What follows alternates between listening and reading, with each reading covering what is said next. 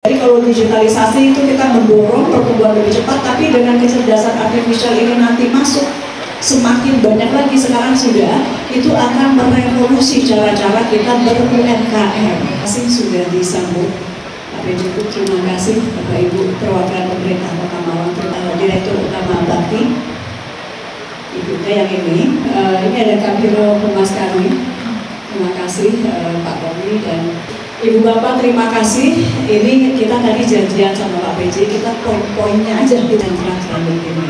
Tapi ada beberapa pesan yang ini kita tahu sentra yang waktu konsisten, meskipun kemarin ketika COVID kami juga menerima laporan banyak yang kesulitan, tapi terus bangkit, berusaha bertahan, dan hari ini semua terus semangat.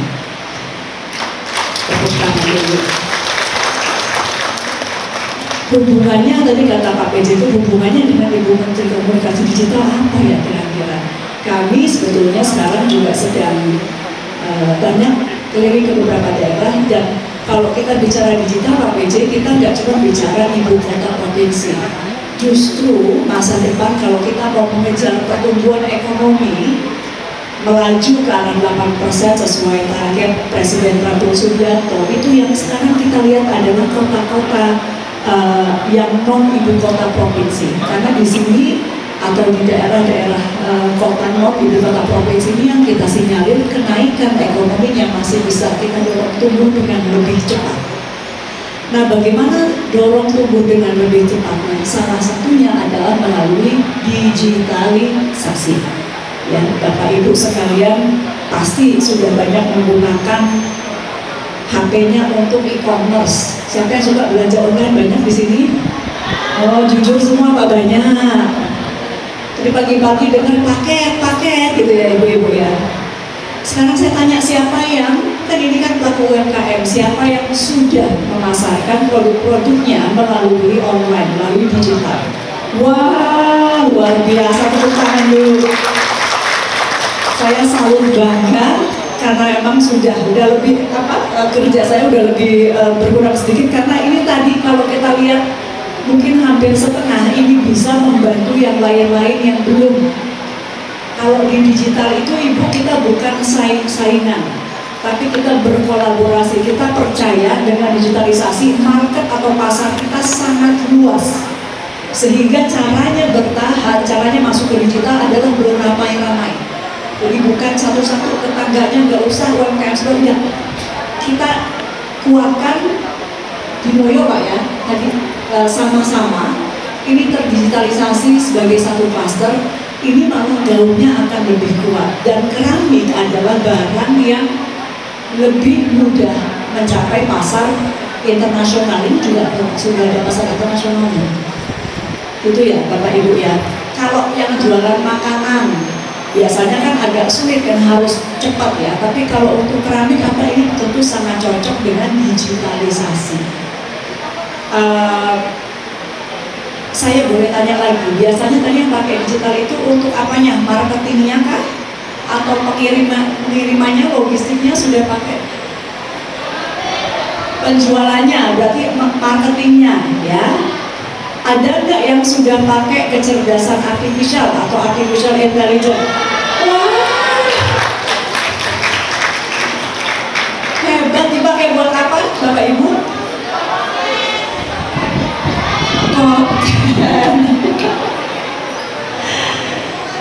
Kita juga ingin, karena kecerdasan artificial ini juga perlu kami sampaikan bahwa ini teknologi yang akan merevolusioner banyak hal termasuk UMKM. Jadi kalau digitalisasi itu kita mendorong pertumbuhan lebih cepat, tapi dengan kecerdasan artificial ini nanti masuk semakin banyak lagi, sekarang sudah, itu akan merevolusi cara-cara kita ber-UMKM.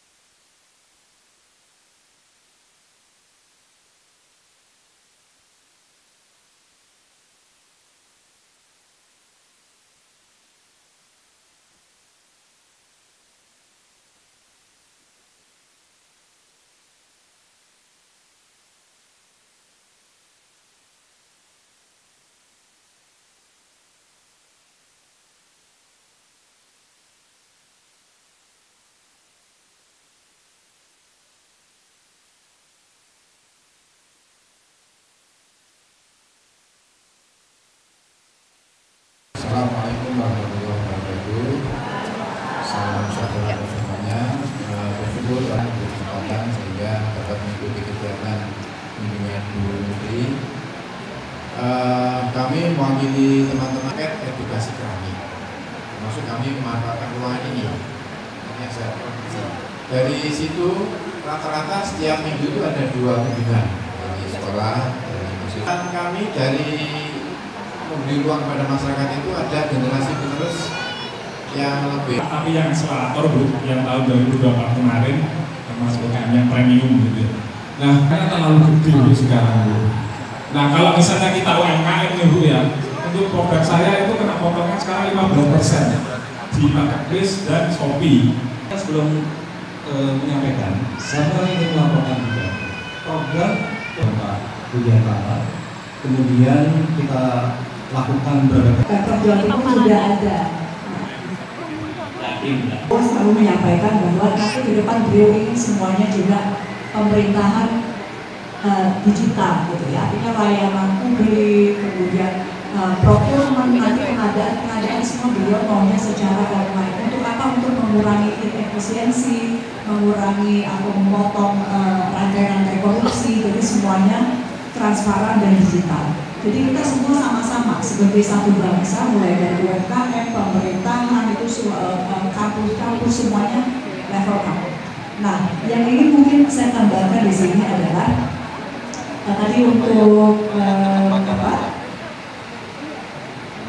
masih yang kedua ya, tadi marketplace sendiri dan lain-lain itu tadi sudah dijawab sedikit. Nanti kita akan dorong lagi, setahu saya juga dari Kementerian UMKM mungkin juga akan membuat marketplace sendiri untuk merangkul UMKM. Namun demikian menurut saya ya kita naruhnya ya bisa di mana aja ya, dipakai semuanya, yang punya Pemprov, yang punya pemerintah pusat, yang swasta, namanya jualan. Nah tadi itu saya sepakat bahwa perlu pendampingan karena teknik berhadapan dengan marketplace itu ada seninya sendiri. Nah ini nanti akan didampingi oleh teman-teman dari Kementerian Komunikasi dan Digital. Tadi Pak Nyoman juga menyampaikan dulu kan namanya Kementerian Komunikasi dan Informatika ya Bapak Ibu ya. Nah ini kita berubah juga salah satunya ini untuk menanggapi penanya yang terakhir. Mas siapa tadi Mas dari PT? Pak Usairi. Ya, jadi salah satu dari perubahan nama Kementerian Komunikasi Digital ini diantaranya ada direktorat khusus yang menangani kecerdasan artifisial dan teknologi baru. Karena kita sadar bahwa pemerintah harus memitigasi teknologi-teknologi baru yang luar biasa banyak bentuknya dan juga harus dikejar, termasuk kecerdasan artifisial. Kenapa Bu? Ini mungkin untuk semangat buat teman-teman yang keramik ya, karena ke depan itu memang eranya semuanya akan berubah dengan teknologi digital. Jadi kalau kita tidak mengejar, sekali lagi, mohon maaf agak pahit-pahitan di sini, kita bisa tergilas zaman, kita bisa tergulung oleh industri yang sama yang mungkin dilakukan oleh negara lain yang tidak punya keahlian keramik, tapi dia belajar melalui kecerdasan artifisial untuk membuat yang dibuat oleh masyarakat Kota Malang. Jadi ini teknologi tiap datang itu ada plus ada minus. Nah minusnya ini yang harus kita jaga, gimana kita mempersiapkan Bapak Ibu ini juga siap untuk on board tadi istilahnya. Karena kalau tidak, orang lain on board duluan. Ibaratnya naik kereta, kalau kita terakhir kita ketinggalan, nanti jadinya pacar ketinggalan kereta judulnya ya. Jadi ini yang tidak boleh. Nah sekarang Kota Malang ini salah satu yang juga cukup cepat. Siapapun yang pemula itu akan mendapatkan keuntungan karena ruangnya masih luas. Kalau nanti semua orang sudah on board, itu kan sesak berdesak-desakan, pasti nanti di marketplace-nya juga makin, ya namanya ibaratnya pasar besar. Penjual digitalnya ini belum terlalu penuh, belum terlalu banyak. Jadi mari kita masuk sekarang daripada nanti sudah penuh sesak. Gitu.